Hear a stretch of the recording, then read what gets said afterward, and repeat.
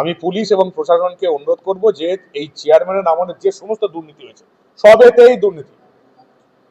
পুরসভার যে মার্কেট, সেই মার্কেটের বিলি বন্টনের ব্যাপক পরিমাণ দুর্নীতি হয়েছে, টাকা পয়সার কিচ্ছু হিসাব নেই। পুরসভার মধ্যে নতুন বাস স্ট্যান্ডের কাছে ইললিগাল ভাবে যাকে খুশি বসানো হয়েছে, কোনো রকম টাকা পয়সার কোনো হিসাব নেই। একটা পুরসভার মার্কেট তৈরি হলো এত কোটি টাকা ব্যয়ে, সেই মার্কেট এখন অন্ধকারে ঢুকছে, কারণ সব নিজেরাই মেরে দিয়েছে। এই সমস্ত দুর্নীতির কিন্তু তদন্ত হবে। এমন নয় যে চেয়ারম্যান পদত্যাগ করে দিল, বোর্ড পড়ে গেল, 11 জন কাউন্সিলর পদত্যাগ করে দিল, এমন নয় যে তাদের দুর্নীতির বিচার হবে না।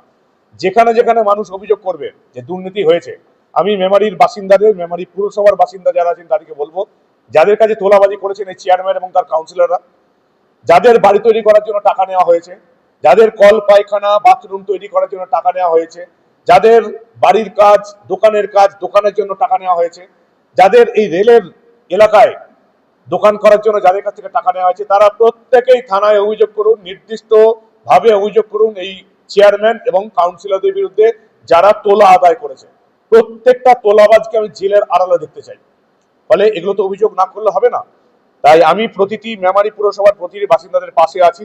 যাদের যাদের কাছে এই চেয়ারম্যান এবং এই তোলামূলের নেতারা, কাউন্সিলররা তোলা আদায় করেছে বিভিন্ন ক্ষেত্রে, তাদেরকে আমি অনুরোধ করব আপনারা থানায় যান এবং লিখিতভাবে অভিযোগ করুন, যাতে এই দুর্নীতিবাজরা শুধুমাত্র রেজিগনেশন দিয়ে ক্ষমা না পায়, এদিকে জেলে যেতে হবে। যারা দুর্নীতি করেছে, সাধারণ মানুষের পকেট কেটেছে, সাধারণ মানুষের কাছ থেকে টাকা তুলেছে, তারা জেলে যাক, এটাই আমি চাই।